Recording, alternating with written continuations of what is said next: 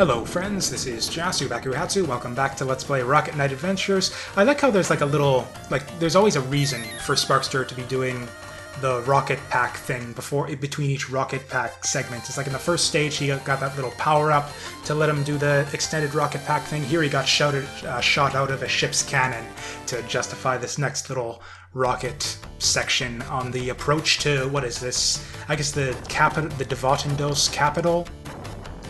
I think that was the name of the pig empire in this game, the Devotindos Empire. And yeah, this is just the most badass set piece in the entire game, I think. Oops, I jumped the gun there. I thought the machine guns were done. It's just approaching here, just like the steampunk aesthetic and just like the buildings and like the smoke blowing off the chimneys, the parallax, the music. This is my favorite track in the game, I think.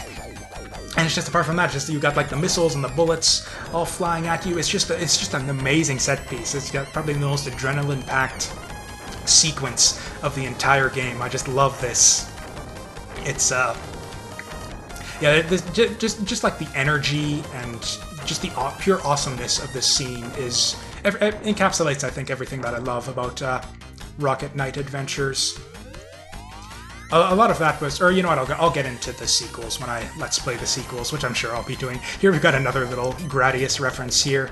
Gotta shoot the core here, which is, I guess, a pigman. But yeah, those little barriers in front of him, very reminiscent of Gradius. This is actually one of the toughest bosses in the game, not just on hard mode, but just like in general. Or at least once you've learned the game. Oh, that's unlucky. Oh god, that's really unlucky.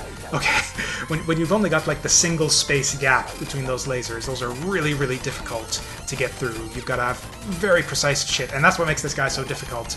Is actually everything. The lasers, contact with him, it all does 3 hearts of damage, which means at most you've got 3 hits to get through this fight, which is pretty tough. Again, if you get unlucky with the lasers, you might have a bit of a challenge on your hands trying to get through them. Ended up doing decently, assuming I won't die here. Yeah, if you get your positioning just right there and mash the button fast enough, you can one-cycle them, but didn't quite manage that there, or maybe I could have. And god, we're going through like the armored steel plating on the side of the castle there as well. That's like, again, that unobtainium helmet doing serious work there. Either that, or I guess it turns out that in fact, jetpack-equipped possums can indeed melt steel beams. I thought of that way too late there. We're way past that. I'm sorry. And actually, so yeah, basically the gimmick with this, the castle interior here is that you'll notice that we're on 2 hearts at this point, which is terrible because there's no health pickups for the rest of the level until the boss. But actually, it turns out that that's not horrible because it doesn't even matter how much health we have, because everything in this place will kill you in 1 hit, including most of the first halves of the boss fight. It's like all those armored pigs kill you in 1 hit. The lava pit there will also kill you in 1 hit. In this sort of quasi-mid-boss fight here, yeah, your only danger here is being crushed on the floor, which is instant death, and then we'll have some instant death hazards in the next section as well. So everything in the Imperial Castle here will just kill you in 1 hit. Health doesn't even make any difference. So, and I guess that kind of goes to contradict a little bit what I was saying about that last mid-boss being the toughest part of the game. It's, at least for me, it's the toughest part of the game after you've learned the game. When you're first learning the game, all of this stuff right here is the hardest part of the game, just because it's so punishing.